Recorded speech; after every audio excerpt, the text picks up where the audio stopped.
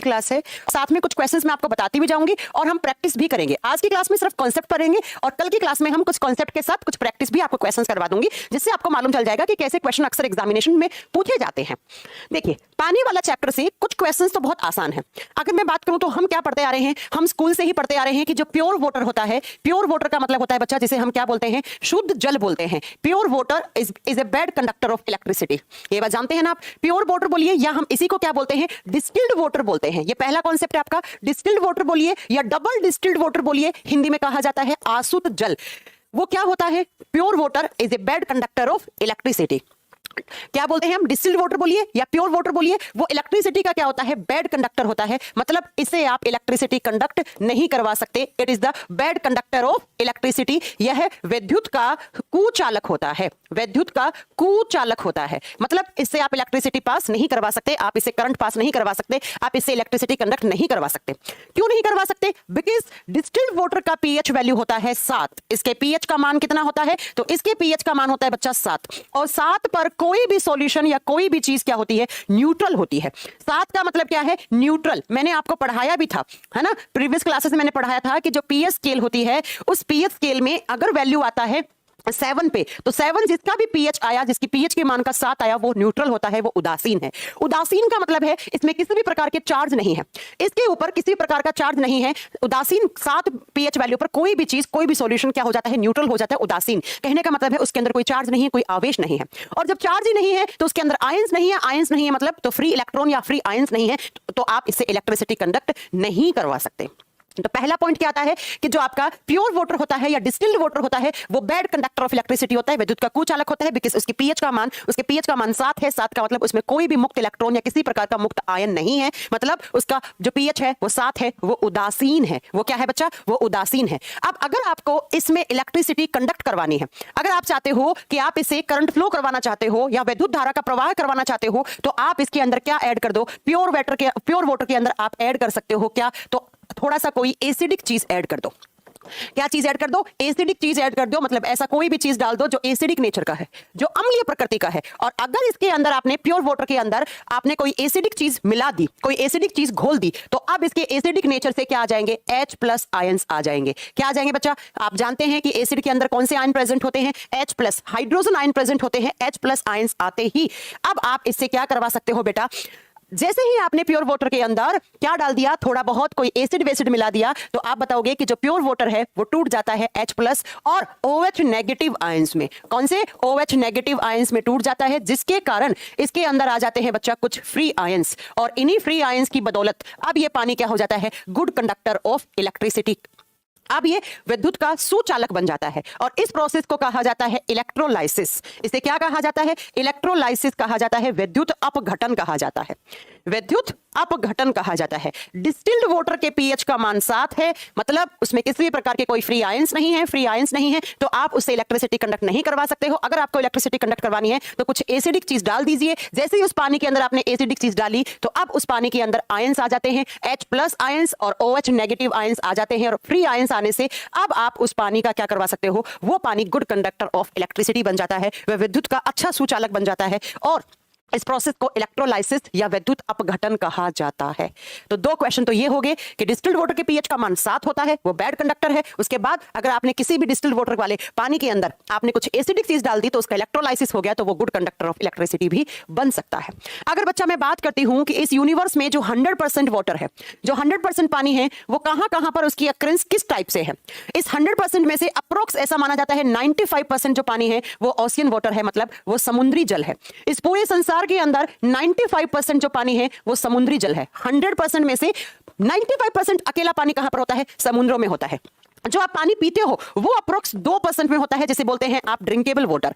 जो पीने वाला पानी है, जो सीधा ग्लेशियर से आता है, ड्रिंकेबल वाटर का मतलब है पीने योग्य, और जो कहां से आता है? सीधा ग्लेशियर से आता है, वो पानी सिर्फ कितना होता है? 2% में होता है। तो 95% हो गया बच्चा पानी समुद्री जल, 2% हो गया बच्चा जो पीने वाला है, और बाकी 3% वाटर होता है, वो होता है ग्राउंड वाटर। ग्राउंड वाटर का मतलब हो गया जो जमीन के नीचे दबा हुआ है, जो जमीनी सतह पे पाया जाता है। तो सिर्फ ड्रिंकेबल वाटर जो हम पीते हैं वो 2% में है 100% में से। कुछ बात ये याद रखिएगा। इसके बाद नेक्स्ट अगर हम बात करते हैं तो H2O के बारे में, एक साइंटिस्ट थे ब्रॉन्स्टेड, आपने कभी अगर नाम भी सुना होगा, नहीं सुना तो अभी सुन लीजिए। ब्रॉन्स्टेड जी ने एक स्टेटमेंट कहा था पानी के बारे में। कौन से साइंटिस्ट थे, एग्जाम में आता है, क्वेश्चन करके नोट कीजिएगा। ब्रॉन्स्टेड नाम के साइंटिस्ट थे जिन्होंने ब्रॉन्स्टेड थ्योरी भी दी थी। हम बोलते हैं ब्रॉन्स्टेड जी ने क्या कहा था पानी के बारे में। इन्होंने कहा था एक स्टेटमेंट कि water is A amphoteric molecule. क्या कहा था? Water is A amphoteric molecule. पानी एक उभयधर्मी अणु है, एम्फोटेरिक मॉलिक्यूल है। हिंदी में लिखोगे, ब्रॉन्स्टेड जी के आधार पे या ब्रॉन्स्टेड जी के अनुसार पानी एक उभयधर्मी अणु है। पानी एक उभयधर्मी अणु है। अब एम्फोटेरिक मॉलिक्यूल का मीनिंग क्या है यहां पर? आपको मैं ये बात पहले भी पढ़ा चुकी हूं, अगर आपको याद हो तो। हमने एल्यूमिना के बारे में क्या पढ़ा था बेटा? एल्यूमिना के बारे में मैंने पढ़ा था, एल्यूमिना Al2O3। मैंने कहा था कि जो एल्यूमिनियम का जो ऑक्साइड और हाइड्रोक्साइड होता है वो भी किस नेचर का होता है? वो एसिडिक में एसिडिक की भांति काम करता है, बेसिक नेचर में बेसिक की भांति काम करता है। वो सब छोड़ो, चलो ये सुनो। ब्रॉन्स्टेड जी ने क्या कहा कि जब दो पानी के मॉलिक्यूल जुड़ते हैं H2O प्लस H2O, कौन? जब आप दो पानी के मॉलिक्यूल की रिएक्शन करवाते हो, पानी के साथ रिएक्शन करवाते हो, H2O प्लस H2O जुड़ता है, तो यहां से बनता है H3O प्लस और OH नेगेटिव आयंस। ब्रॉन्स्टेड जी ने कहा कि भैया कि जब दो पानी के मॉलिक्यूल को जोड़ोगे तो देखिएगा यहां से बनता है H प्लस। ये देखो ये प्लस है, H प्लस, तो ये क्या हो गए? Hydrogen ion. और ऐसा कोई सॉल्यूशन जिसके अंदर हाइड्रोजन आयन होता है वो किस नेचर का होता है? वो एसिडिक नेचर का होता है। तो पढ़ चुके हैं हम, वो अम्लीय प्रकृति का होता है। और जिसके अंदर OH नेगेटिव आयंस हो तो वो किस नेचर का होता है? वो होता है बच्चा बेसिक नेचर का। तो क्या मैं ये कह दूं कि पानी जो है वो एसिडिक और बेसिक दोनों की प्रकृति लेकर बैठा है? और ऐसा कोई सॉल्यूशन या ऐसा कोई मॉलिक्यूल बेटा जो एसिडिक नेचर में एसिडिक की भांति और बेसिक नेचर में बेसिक की भांति व्यवहार करे, उसे ही आप एम्फोटेरिक मॉलिक्यूल कहते हैं। उसे ही आप एम्फोटेरिक मॉलिक्यूल कहते हैं। उसे हम उभयधर्मी अणु कहते हैं। नहीं समझ में आया? ऐसा कोई मॉलिक्यूल जो एसिडिक नेचर में डालोगे तो एक एसिड की भांति व्यवहार दिखाने लग जाएगा, जिसको बेसिक नेचर में डालोगे तो वो बेसिक की तरह अपना व्यवहार बदल लेगा। मतलब वो एसिडिक और बेसिक दोनों की प्रकृति रख सकता है, वो एसिडिक और बेसिक दोनों की नेचर रख सकता है। उसे हम एम्फोटेरिक मॉलिक्यूल कहते हैं। और ब्रॉन्स्टेड जी ने कहा था कि water is also amphoteric molecule. इस बात को सिद्ध कैसे करा? कहा कि दो पानी के मॉलिक्यूल की जब आप रिएक्शन करवाओगे तो H plus OH negative ions बन रहे हैं यहां पर। तो ये एसिडिक नेचर की भांति भी काम कर रहा है और बेसिक की नेचर की भी काम कर रहा है। ये स्टेटमेंट किसने दी थी बच्चा? ये स्टेटमेंट दी थी ब्रॉन्स्टेड जी ने। तो आपसे एग्जाम में कहा जाएगा, साफ साफ एग्जामिनर क्वेश्चन पूछेगा कि according to Bronsted water is a which type of molecule. Bronsted के आधार पर पानी किस प्रकार का एक अणु है? तो आप बताओगे एम्फोटेरिक मॉलिक्यूल है। ये बात ब्रॉन्स्टेड जी ने कही। यहीं पर एक क्वेश्चन और बताती हूं मैं, आर्रेनियस जी ने क्या कहा? ब्रॉन्स्टेड जी ने तो कहा कि पानी एक एम्फोटेरिक मॉलिक्यूल है, और यहीं पर एक दूसरे साइंटिस्ट थे जिनका नाम है आर्रेनियस। ये सब आपको क्वेश्चन में मिलने वाले हैं, जिनका नाम है आर्रेनियस। आर्रेनियस जी ने क्या कहा था? इन्होंने कहा पानी इज ए न्यूट्रल। आर्रेनियस ने क्या कहा? इन्होंने कहा पानी उदासीन होता है। पानी is neutral, water is neutral. इन्होंने कहा कि पानी उदासीन है। पानी क्या है? उदासीन है। क्यों है पानी उदासीन? पानी उदासीन है, ये स्टेटमेंट किसके द्वारा कहा गया? तब तो आप बताओगे बेटा ये स्टेटमेंट आर्रेनियस ने कहा। और पानी एक एम्फोटेरिक मॉलिक्यूल है, ये स्टेटमेंट किसने कहा? ब्रॉन्स्टेड ने कहा। अब इस बात को, ऊपर वाली बात को तो हमने सिद्ध कर लिया कि दो पानी के मॉलिक्यूल को जोड़ते हो तो H प्लस और OH नेगेटिव दोनों टाइप के आयंस हैं, तो वो एसिडिक और बेसिक दोनों तरीके का नेचर लेकर बैठा है। आर्रेनियस जी ने कहा कि पानी उदासीन है। क्यों है पानी उदासीन? क्योंकि आर्रेनियस जी ने कहा कि पानी का जो पीएच वैल्यू है वो कितना है? 7 है। पीएच वैल्यू कितना है? 7 है। और 7 पर कोई भी चीज क्या होती है बेटा? न्यूट्रल होती है।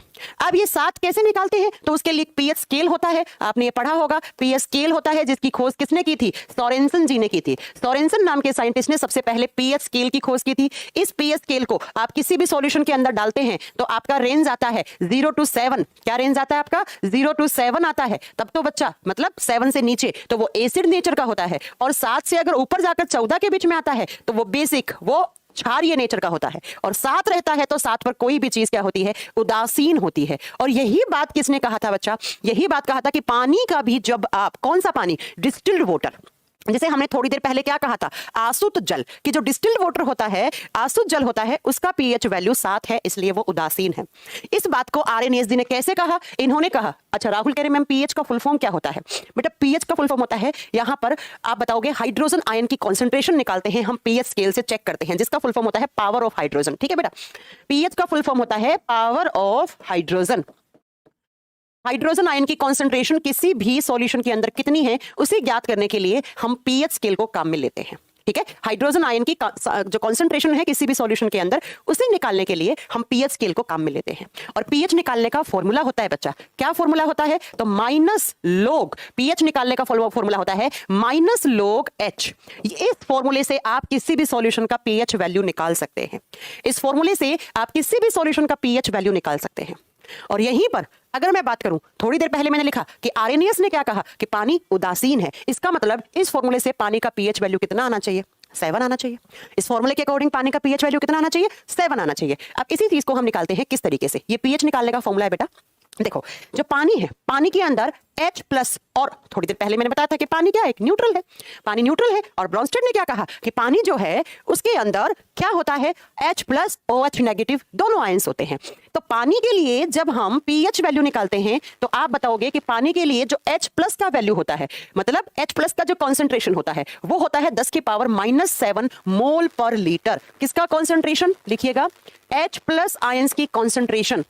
कॉन्सेंट्रेशन का मतलब होता है सांद्रता कितनी होती है? 10 की पावर -7 मोल पर लीटर होती है।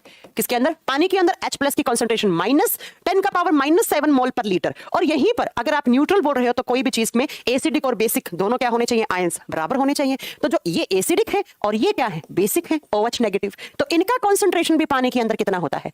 इनके कॉन्सेंट्रेशन, इनकी सांद्रता भी कितनी होती है? 10 का पावर -7 मोल पर लीटर। मोल पर लीटर। ये बात किसने कही? आर्हेनियस ने कही कि पानी के अंदर भाई न्यूट्रल कोई चीज कब होती है? जब उसके अंदर कोई प्रकार के फ्री आयंस नहीं है। फ्री आयंस का मतलब क्या हो गया? एसिडिक जितने हैं उतने ही बेसिक है, जितने अम्लीय हैं उतने ही क्षारीय आयन है, तभी तो वो चीज क्या होगी? न्यूट्रल होगी, उदासीन हो गया। तो पानी के लिए जब हम पीएच वैल्यू निकालते हैं तो बच्चा पानी के अंदर जितने हाइड्रोजन आयंस होते हैं उतने ही हाइड्रोक्साइड आयंस हैं, जितने H प्लस आयंस हैं बोले तो जितना एसिडिक आयंस हैं उतना ही OH नेगेटिव बोले तो बेसिक आयंस हैं। जब पानी का पीएच वैल्यू निकालते हो तो H प्लस का कॉन्सेंट्रेशन होता है 10 का पावर -7 मोल पर लीटर। ये एग्जाम में आता है ना, ये याद रखिएगा ये वाला क्वेश्चन। और यहीं पर OH नेगेटिव का भी कॉन्सेंट्रेशन कितना होता है? 10 का पावर -7 मोल पर लीटर। अब आप इसे फॉर्मूले में रख दो, इस H का वैल्यू, इस H का वैल्यू यहां पर लिख दो। तो कैसे निकलेगा? आपने बोला पानी का पीएच वैल्यू निकालने का फॉर्मूला माइनस लोग H, और अब इस H का वैल्यू रखिए यहां पर। जब आप इस H का वैल्यू रखेंगे तो माइनस लोग क्या हो जाएगा? 10 का पावर -7, क्योंकि क्या लिखा हुआ है? 10 का पावर -7 ही तो लिखा हुआ है। अब आप इस पावर को आगे लाइए, तो पावर को आगे लाओगे तो क्या हो जाएगा? इस तरीके से -7 और लोग कितना बच जाएगा? 10। और आपने पढ़ा होगा फिजिक्स में log 10 कितना होता है? 1। माइनस माइनस क्या हो जाएगा? प्लस हो जाएगा। तो यहां पर पानी का पीएच वैल्यू कितना निकल जाएगा? 7 निकल जाएगा। तो आर्हेनियस की स्टेटमेंट सही है या नहीं है? 7 पर ही तो कोई चीज क्या होती है? 7 पर ही तो कोई चीज उदासीन होती है। तो इस फॉर्मूले से भी आप पानी का पीएच वैल्यू निकाल सकते हैं। इस फॉर्मूले से भी आप पानी का पीएच वैल्यू निकाल सकते हैं बेटा। एक मिनट, इसमें कुछ कनेक्ट हो गया।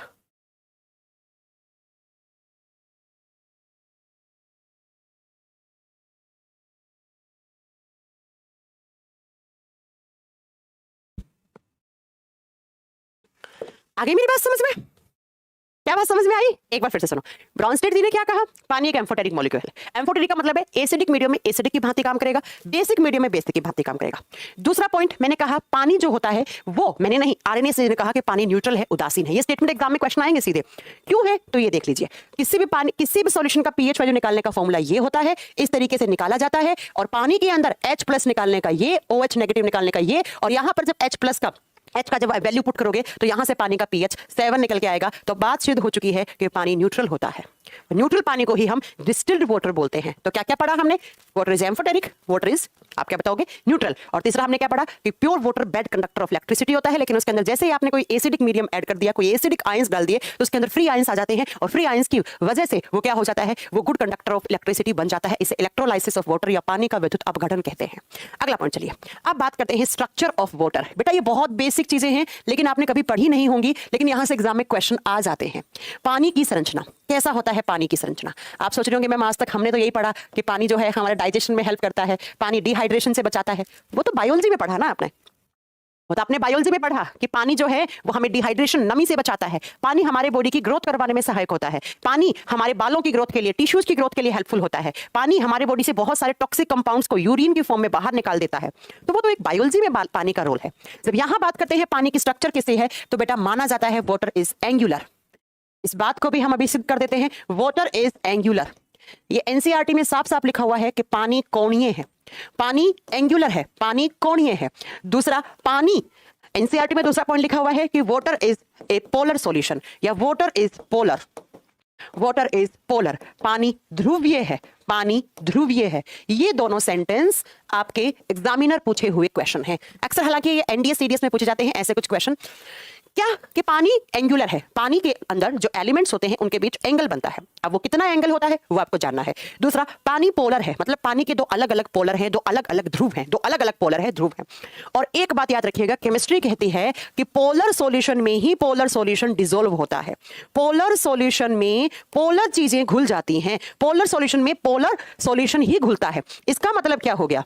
इसका मतलब होता है बच्चा कि जो ध्रुवीय विलयन होता है उसके अंदर ध्रुवीय विलयन ही घुलता है। इसी रीजन से हम मानते हैं water is a universal solvent. अभी बताऊंगी, मैं सारी चीजें बताऊंगी आपको। पानी एक यूनिवर्सल सॉल्वेंट है और यूनिवर्सल सॉल्वेंट का मतलब होता है बच्चा सर्वविलायक। पानी के अंदर सब कुछ घुल जाता है। Water is universal solvent. पानी क्या होता है? सर्वविलायक है। पानी सर्वविलायक है, सब कुछ घोल देता है। पानी सर्वविलायक है, सब कुछ घुल जाता है पानी के अंदर। इसीलिए तो भैया हम पानी पे ही जिंदा हैं, है ना। जल ही जीवन है। क्यों है जल ही जीवन? उसका एक बहुत बड़ा रीजन ये भी है कि पानी के अंदर सब कुछ घुल जाता है। मैंने बोर्ड पे 3 स्टेटमेंट लिखे हैं, तीनों स्टेटमेंट का मतलब क्या है वो सुन लीजिए। पहला, मैंने बोला कि पानी एंगुलर है।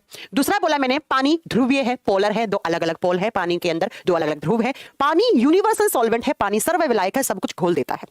कैसे है एंगुलर? पहला पॉइंट तो बच्चा, पानी के अंदर क्या होता है? पानी का फॉर्मूला H2O, एक ऑक्सीजन का एटम तो 2 हाइड्रोजन के एटम, यही तो होता है पानी।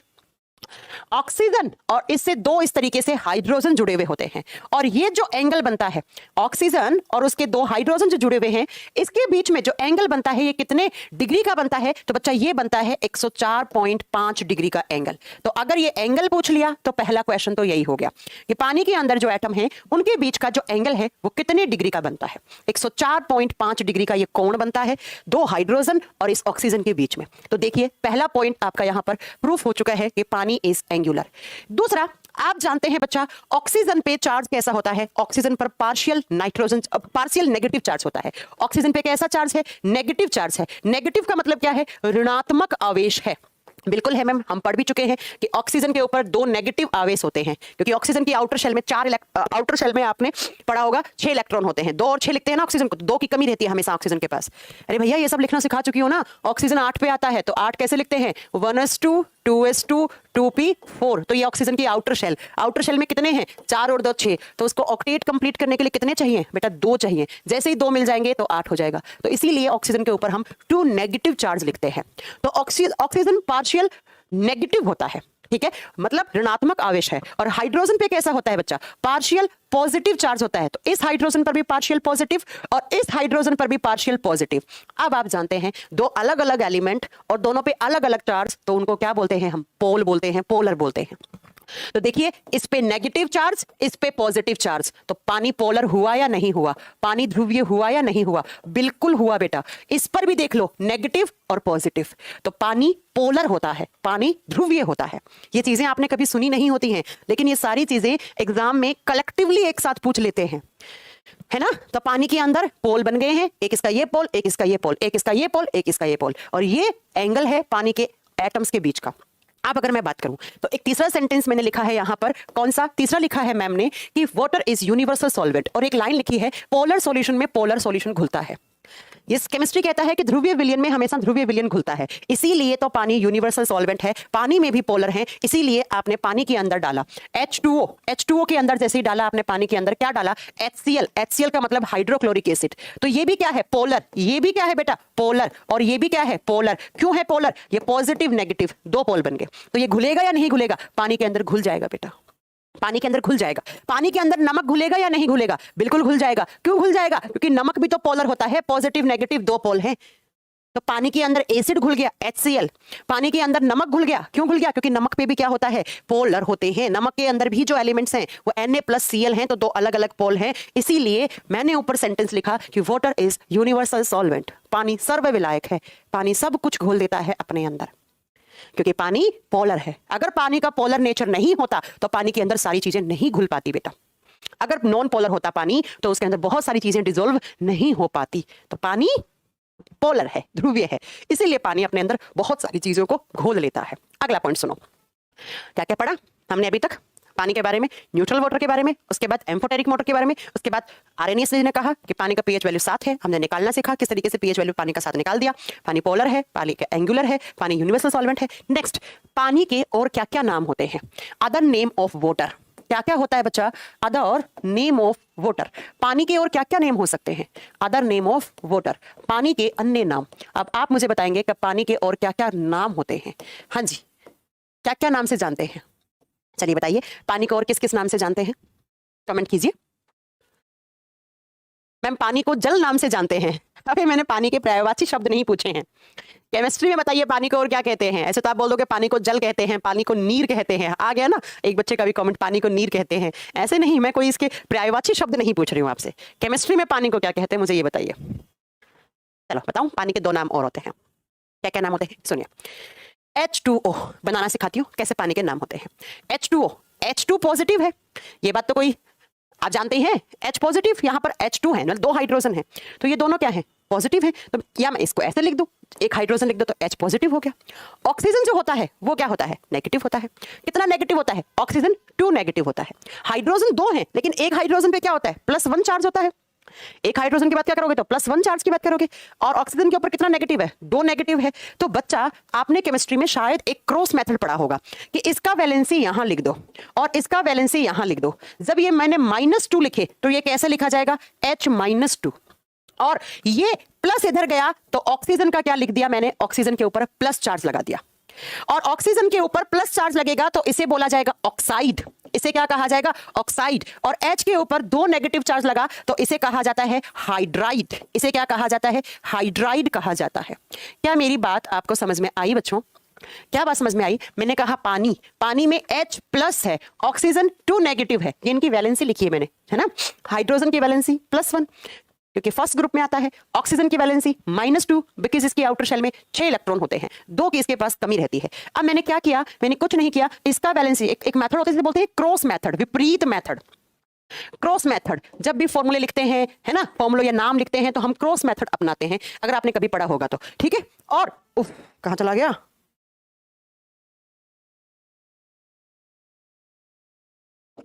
क्रॉस मेथड इसे बोलते हैं, विपरीत तरीका या विपरीत मेथड बोलते हैं। तो इसका 2- यहां लिख दिया मैंने, और हाइड्रोजन के ऊपर जब 2- होता है तो उसे हाइड्राइड कहा जाता है। इसका 1 पॉजिटिव मैंने इधर लिख दिया तो ये ऑक्साइड होता है। तो अब पानी के 2 नाम बन गए, या तो मैं लिख दूं ऑक्साइड ऑफ हाइड्रोजन, या मैं लिख दूं हाइड्राइड ऑफ ऑक्सीजन। बात तो सेम है। पानी के 2 नाम है केमिस्ट्री में, क्या नाम है? तो मैंने पहला लिखा oxide of hydrogen. Hydrogen same Hindi में नाम है, हिंदी आएगा आपसे, एग्जामिनर पूछेगा ऑक्साइड ऑफ हाइड्रोजन, या हाइड्रोजन का ऑक्साइड लिख दो, ऑफ हाइड्रोजन। या और ज्यादा शुद्ध हिंदी में लिखना है तो आप लिख सकते हो हाइड्रोजन का ऑक्साइड, ऐसे लिख दो, ठीक है। दूसरा मैं इसको लिख सकती हूं हाइड्राइड ऑफ ऑक्सीजन, दूसरा लिख सकती हूं हाइड्राइड ऑफ ऑक्सीजन। तो हाइड्राइड ऑफ ऑक्सीजन, तो यही तो एग्जाम में क्वेश्चन आते हैं। तो दूसरा लिखेंगे हम किसका? हिंदी में क्या लिख दोगे? ऑक्सीजन का हाइड्राइड, ऑक्सीजन का हाइड्राइड। तो ये आपके 2 पानी के नाम हैं। तो अगर आपसे एग्जाम में पूछ लिया कि पानी को हम और किस किस नाम से जान सकते हैं, तब आपको पता होना चाहिए कि पानी को हम, और ये ऑक्सीजन लिखा है बेटा, थोड़ा सा अच्छे से लिख लो। तो पानी को हम और किस किस नाम से जान सकते हैं? ऑक्सीजन का हाइड्राइड और हाइड्रोजन का ऑक्साइड, हाइड्रोजन का ऑक्साइड। तो ये 2 और नाम हैं पानी के केमिस्ट्री में। बाकी तो आप चाहे किसी भी नाम से जानो, पानी, जल, नीर, है ना, किसी भी नाम से आप जान सकते हो। हो गया बच्चा? पॉइंट क्लियर हो गया? पानी के क्या क्या नाम होंगे? या तो इसको ऊपर वाले को हिंदी में कैसे लिखोगे? हाइड्रोजन का ऑक्साइड, और इसे क्या लिखोगे? ऑक्सीजन का हाइड्राइड। तो ये 2 केमिस्ट्री में पानी के और नाम होते हैं बच्चा। तो यहां से भी अगर क्वेश्चन पूछ ले, हम प्रैक्टिस करेंगे क्वेश्चंस की, तो वहां पर ये काम आएंगे आपको। अगला, नेक्स्ट, अब बात करते हैं बॉन्ड की, कि पानी के अंदर कौन सा बॉन्ड होता है। बॉन्ड का मतलब होता है बंध, कौन सा रासायनिक बंध होता है। अक्सर बच्चे कंफ्यूज रहते हैं कि मैम हम कभी पढ़ते हैं पानी के अंदर कोवेलेंट बॉन्ड होता है, और कभी हम पढ़ते हैं पानी तो हाइड्रोजन बॉन्ड बनाता है। बच्चा आप दोनों ही सही नहीं पढ़े हैं। हाँ, दोनों बात सही है कि पानी कोवेलेंट बॉन्ड भी फॉर्म करता है और पानी हाइड्रोजन बॉन्ड भी बनाता है, लेकिन थोड़ा सा आपने सेंटेंस को ढंग से पढ़ा नहीं।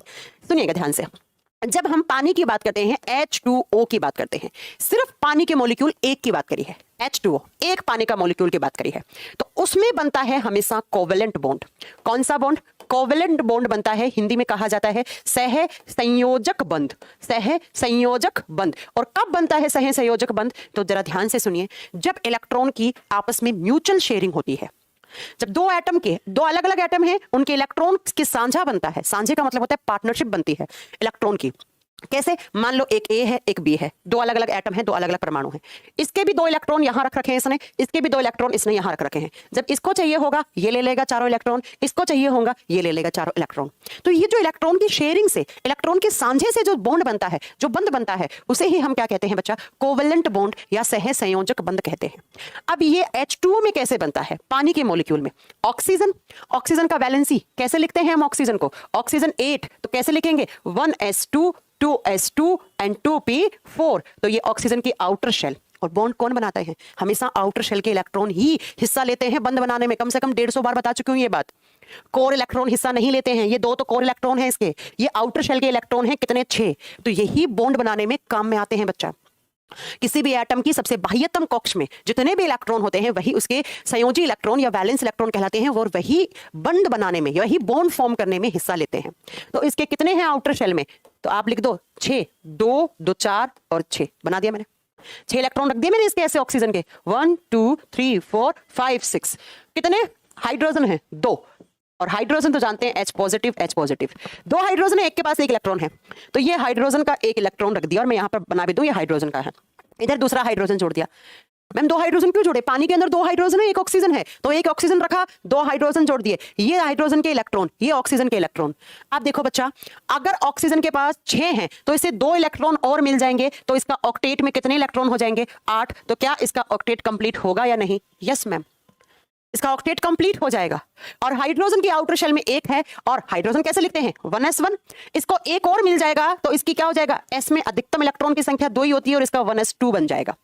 इसका 1s2 बन जाएगा। दोनों ही स्टेबिलिटी वाली फॉर्म में आ जाएंगे, दोनों ही स्थायी हो जाएंगे, दोनों ही स्टेबल हो जाएंगे। तो इसीलिए जब हाइड्रोजन को जरूरत होगी तो वो इस ऑक्सीजन का 1 इलेक्ट्रॉन ले लेगा। इधर वाला हाइड्रोजन भी इस ऑक्सीजन का 1 इलेक्ट्रॉन, या हाइड्रोजन का इलेक्ट्रॉन, ये ऑक्सीजन का इलेक्ट्रॉन, या हाइड्रोजन का इलेक्ट्रॉन, ये ऑक्सीजन का इलेक्ट्रॉन, दोनों ने 1 ले लिया। और जब ऑक्सीजन को चाहिए होंगे तो ऑक्सीजन भी इस हाइड्रोजन के दोनों इलेक्ट्रॉन ले लेगा। तो 6 तो थे ऑक्सीजन के पास, देखिए अब क्या हो गया। ऑक्सीजन के पास 6 पहले थे, 2 और आगे इलेक्ट्रॉन, टोटल कितने इलेक्ट्रॉन हो गया? 8। और 8 इलेक्ट्रॉन होते ही ऑक्सीजन का ऑक्टेट कंप्लीट हो गया या नहीं हो गया? ऑक्सीजन का अष्टक कंप्लीट हुआ या नहीं हुआ? बिल्कुल हो गया। तो ऑक्सीजन स्टेबल होने जा रहा है या नहीं हो रहा है? बिल्कुल ऑक्सीजन स्टेबल हो रहा है। इसी तरीके से हाइड्रोजन ने, इस वाले हाइड्रोजन ने क्या किया? 1 इलेक्ट्रॉन और ले लिया, तो क्या बन गया? 1s2। ये हाइड्रोजन भी कैसे बन गया? 1s2। S में मैक्सिमम इलेक्ट्रॉन 2, मैक्सिमम इलेक्ट्रॉन 2, तो दोनों स्टेबल हो रहे हैं ना एलिमेंट। तो मैं ये कह रही हूं कि एक पानी के मॉलिक्यूल के बीच में कोवेलेंट बॉन्ड बनता है, सह संयोजक बंध बनता है। ये बात मैं आपको बताने की कोशिश कर रही हूं।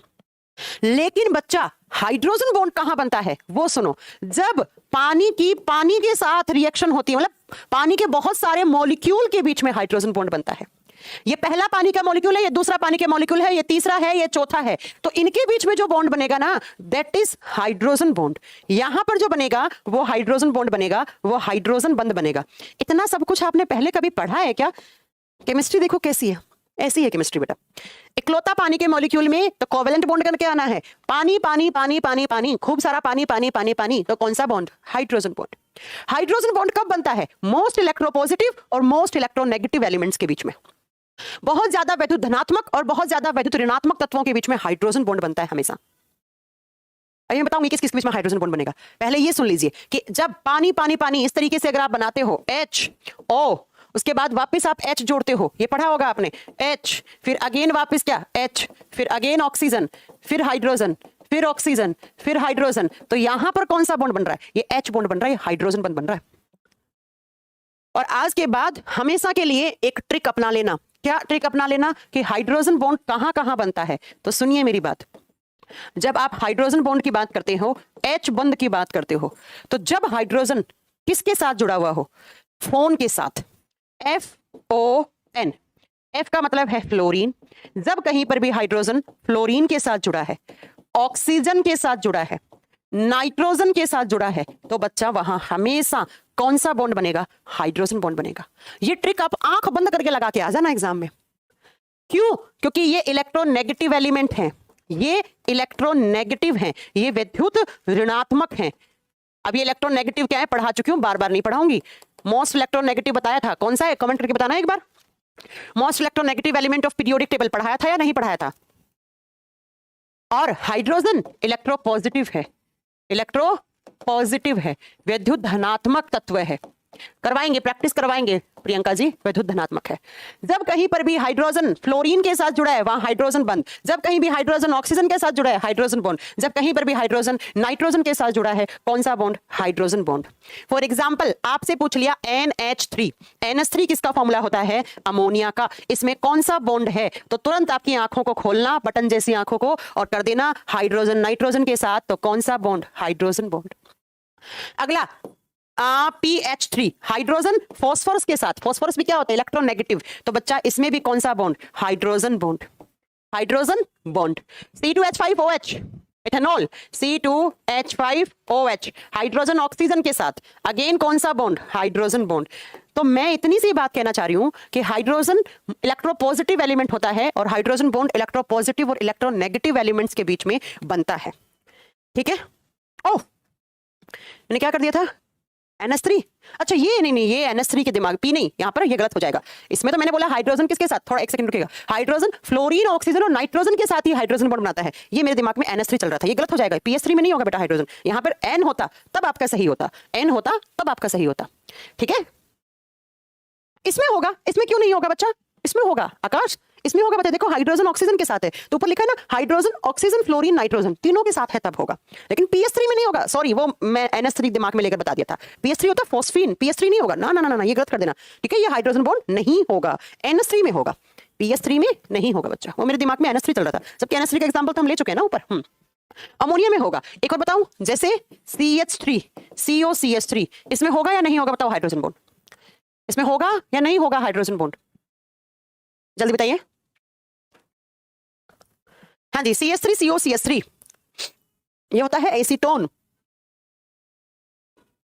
इसमें होगा या नहीं होगा बताएंगे। हार्ड वाटर क्या होता है बच्चा? कल की क्लास में आएगा, अभी थोड़ा पेशेंस रखो, कल की क्लास में आएगा हार्ड वाटर के बारे में, बिल्कुल आएगा। यहां होगा या नहीं होगा? देखो ना हाइड्रोजन किसके साथ? ऑक्सीजन के साथ है। बस कुछ नहीं करना है आपको, फ्लोरीन ऑक्सीजन नाइट्रोजन के साथ कहीं ना कहीं हाइड्रोजन को देख लेना है और तुरंत वहां पर करके आ जाना है कि हाँ होगा इसमें। और अगर इनके अलावा कोई एलिमेंट है, जैसे अभी मैंने P कर दिया था गलती से, तो वहां नहीं होगा बच्चा। तो कभी कभी एग्जाम में क्वेश्चन देता है, 3 ऑप्शन देगा, पूछेगा इनमें से किसमें हाइड्रोजन बॉन्ड होगा, किसमें हाइड्रोजन बॉन्ड नहीं होगा। इसलिए मैं आपको एक कॉन्सेप्ट पढ़ा रही हूँ, क्योंकि इसके जो क्वेश्चन करवाऊंगी ना आपको, तब आप मेरे से क्वेश्चन ना पूछे कि मैम ये क्या चल रहा है। समझ रहे हैं आप? इसीलिए तो मैं आपको कॉन्सेप्ट बता रही हूँ। हार्ड वाटर बताएंगे, रुकिए तो हार्ड वाटर क्या होता है, कठोर जल की बात करेंगे, अभी करेंगे थोड़ी देर के बाद, कल की क्लास में आएगा हार्ड वाटर। मतलब समझ में आ गई मेरी बात? तो हमने कितना कुछ पढ़ लिया आज की क्लास में। बहुत सारी चीजें आपने जानी होंगी पानी के बारे में, जो एग्जाम में क्वेश्चन बन सकते हैं। पानी सर्वविलायक होता है, पानी कोणीय होता है, पानी ध्रुवीय होता है, पानी उदासीन होता है, पानी उभयधर्मी अणु होता है, और शुद्ध जल विद्युत का कुचालक होता है। Pure water is bad conductor of electricity because वो न्यूट्रल होता है, उसका pH वैल्यू 7 होता है। ये किसने बताया था? आर्रेनियस ने बताया था। और ब्रोंस्टेड ने क्या बताया था? तो ब्रोंस्टेड ने बताया था बच्चा कि पानी इज ए एम्फोटेरिक मॉलिक्यूल, पानी एक उभयधर्मी अणु होता है। उसके बाद हमने पढ़ा कि पानी जो है तो उसमें कोवेलेंट बॉन्ड बनता है, उसमें सहसंयोजक बंध बनता है, और सहसंयोजक बंध हमेशा 2 एटम के आउटर शेल के जो इलेक्ट्रॉन हैं उनके आपस में म्यूचुअल शेयरिंग से, आपस में म्यूचुअली शेयरिंग से, साझे से बनने वाला बॉन्ड होता है। जबकि पहला H2O, दूसरा H2O, तीसरा H2O, चौथा H2O, ऐसे बहुत सारे H2O जुड़ रहे हैं, तो वहां पर कौन सा बॉन्ड होगा? वहां पर हाइड्रोजन बॉन्ड होगा। और हाइड्रोजन बॉन्ड हमेशा, हाइड्रोजन जब कभी फ्लोरीन ऑक्सीजन नाइट्रोजन जैसे इलेक्ट्रोनेगेटिव एलिमेंट के साथ जुड़ता है, वहां पर हमेशा और हमेशा हाइड्रोजन बॉन्ड पाया जाता है। तो ये बात आज की क्लास में हमेशा के लिए नोट कर लीजिएगा। कल मैं आपको पढ़ाऊंगी पानी के टाइप। कल हम थोड़ा सा कॉन्सेप्ट और पढ़ेंगे 20-25 मिनट का, फिर क्वेश्चंस की प्रैक्टिस करेंगे।